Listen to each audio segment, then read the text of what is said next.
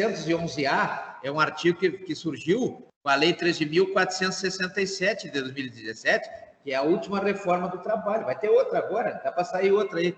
Mas essa reforma trabalhista, ela trouxe a influência do direito neoliberal, ou seja, o direito liberal, o direito do Estado mínimo, o Estado interferindo o mínimo possível na vida do cidadão. Então, vejam que o artigo 611-A é muito importante, porque ele tira a mão do Estado desse contrato, né? O contrato individual de trabalho, lá do artigo 442 da CLT, ele era totalmente protegido pelo Estado, agora não. Há pontos, por exemplo, a jornada de trabalho, né? É uma questão que é um acerto entre os empregados, logicamente que não os empregados. Se está no 611, ele trata das convenções coletivas, dos acordos coletivos de trabalho, né? Então, quem vai representar os empregados será o sindicato, né? Então, a negociação entre o sindicato e os empregadores vai prevalecer a vontade dos dois e não o que diz a lei. Olha que coisa inimaginável há alguns anos atrás. Então, isso apareceu em 2017. Oi? Ela veio para beneficiar o empresário e o empregador e tirar o emprego do empregado. Eu acredito, eu não vejo assim, porque eu conheço muitos empregados, né? Eu vejo que acaba deixando o mercado de trabalho mais justo tanto do empregado quanto do empregador. Na verdade, não, a reforma, quando se fala em reforma, normalmente a reforma entre o capital e o trabalho, ela sempre tende a proteger o capital, né? Reforma tributária não é porque nós estamos pagando um monte de imposto de renda, nós estamos recolhendo um monte de imposto de renda que o governo está fazendo reforma tributária, não é por isso, né? A reforma tributária é porque o governo está perdendo dinheiro, né? A reforma administrativa, para que serve? A PEC 32 de 2020, a mesma coisa da PEC 45, da PEC 110, que são as PECs da reforma tributária. A PEC administrativa é exatamente para quê? Para favorecer o governo. Por exemplo, acabar com a estabilidade do servidor público, né? É uma ideia, acabar com a estabilidade do servidor público. Vai favorecer quem? O servidor público ou a administração? Então, quando se fala em reforma, a reforma nunca é para favorecer o lado mais fraco, a mão de obra. A reforma é sempre visando favorecer o capital, né? Então, por isso é que talvez seja essa afirmação da colega. Então, quando se fala em termo reforma, nunca foi feita uma reforma e nunca será feita uma reforma para favorecer os menos favorecidos. Isso é papo, isso é gazela, não é verdade? Porque, na verdade, a reforma é sempre para favorecer o mais forte.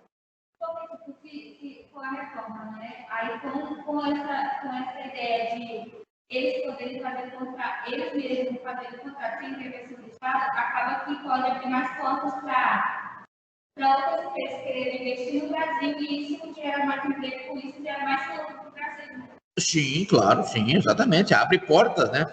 Que a nossa legislação, ela é uma legislação aparentemente protetora, e a ideia é acabar com essa proteção, né? Tem que contratar um mosquito para ficar ali tocando naquele negócio, né? Então, vejam que essa ideia da reforma é exatamente essa, é trazer benefícios para quem está perdendo, e só é feita a reforma quando quem está perdendo tem dinheiro, né? Não se faz nada, a própria Constituição Federal surgiu como? Como é que surgiu a Constituição Federal? A Constituição Federal surgiu por causa de um fato mais ou menos igual, que lá em 1215, o governo... Já tiveram direito constitucional? Já não? Não ouviram essa história ainda do João Sem Terra? Na verdade, foi uma história de amor. Hã? Já contou, né? Então, veja que a história do João... né? O João Sem Terra, ele era apaixonado por uma francesa, se apaixonou por uma francesa, foi lá, a francesa era protegida, era prometida para um ricaço lá da França, e aí entrou em guerra, né? O rei da Inglaterra contra o rei da França, por causa da moça. E aí o João Sem Terra, que era o rei da Inglaterra, perdeu a mulher, perdeu o dinheiro e quase perdeu o Estado, né? Porque aí os ricaços daquele tempo, né? Como hoje, quem manda no Brasil... Aí é que está, por isso que o Luciano Hang foi chamado e outros foram chamados porque são os camaradas mais ricos do país. E quem manda no Brasil não é o presidente. Quem manda no Brasil não é o Congresso Nacional. Quem manda no Brasil não é o STF. Quem manda são os que têm dinheiro.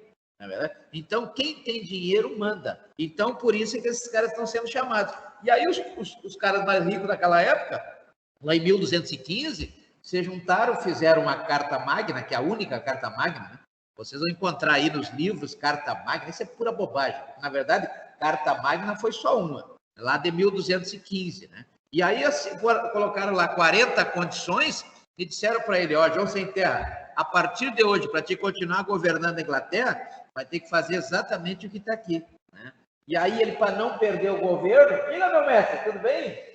Então, para ele não perder o governo, ele teve que assinar, né? Aí ele assinou. Aí surgiu a primeira ideia da administração pública. Então, a primeira administração pública, esse formato de administração pública, essa relação da sociedade com o administrado, ou seja, da administração pública com o administrado, surgiu exatamente nessa Carta Magna em 1215, né, por causa de um caso de amor do João Sem Terra, né? Diz que ele entrou em depressão depois e não conseguia governar, porque quando ele voltou, e aí vem a outra questão, por isso que eu perguntei se os senhores já estudaram direito tributário, que o direito tributário ajuda a entender o direito como um todo, porque o João Sem Terra, quando ele voltou lá para a terra dele, já tinha perdido a mulher, tinha perdido a guerra, tinha perdido quase tudo, ele começou a tributar o povo, né? Começou a cobrar a esposa para ver o esposo, tem que pagar tantas vacas, né? O pai para ver o filho tem que pagar tantas galinhas.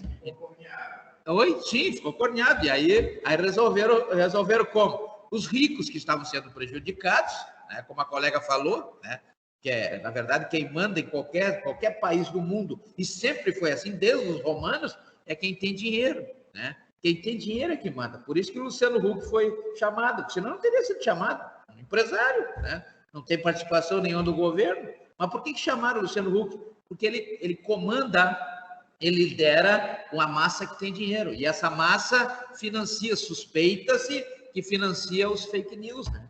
Nesses inquéritos que eu citei aqui. Então, vejam que o que aconteceu. Aqueles 40 fizeram aquela carta e disseram, a partir de hoje, o governo vai ser assim. E pronto. Ele era absolutista. Absolutista naquele tempo, fazia tudo, mandava tudo. Era o cara que fazia, mandava matar, mandava prender, mandava soltar. Era o absolutista, né? Aí vieram e colocaram, não, a partir de hoje é assim. Pronto, essas 40 cláusulas aqui vão ter que ser cumpridas. Aí ele perdeu a liberdade. Perdeu a liberdade. A Constituição é exatamente isso, para tirar a liberdade, tanto da administração pública, para impor um limite, que nós chamamos de poder de polícia, né? Quando é para a sociedade. A sociedade ela é limitada pelo poder de polícia. Né? Está lá no artigo 78 da Lei 5.172 de 66. Então, veja que a primeira ideia de administração pública surgiu lá em 1215. Né? Então, interessante, por quê? Porque a administração pública é uma parcela da sociedade que é separada para trabalhar para a própria sociedade. Né? Então, nós temos aí, como nós vimos, a administração pública subjetiva, a administração pública subjetiva e a administração pública objetiva. O que é a administração pública objetiva? São os objetivos. Por que existe essa administração pública? Que no Brasil, diferentemente de outros países, por exemplo, nos Estados Unidos, nós temos um sistema confederativo, né? Cada estado tem autonomia. No Brasil, não, nós temos um sistema federativo, como está lá no artigo 1º da Constituição Federal. O sistema federativo significa que nós temos hierarquias de competências. Então, se nós pegarmos o artigo 21, o artigo 22, o artigo 23, o artigo 24, e também, no caso dos municípios, o artigo 30 da Constituição Federal, nós veremos a competência de cada esfera dessa, porque nós temos uma divisão. É como se nós tivéssemos 3 camadas, né? 3 camadas. A primeira camada é a administração pública federal, aquela que está lá em cima. A do meio é a administração pública estadual e a de baixo, a administração pública municipal. Então, nós temos 3 administrações totalmente independentes, mas harmônicas. Harmônicas em que sentido? Harmônicas de que existem limites para que tanto a esfera federal a esfera estadual e a esfera municipal, elas possam exercer a sua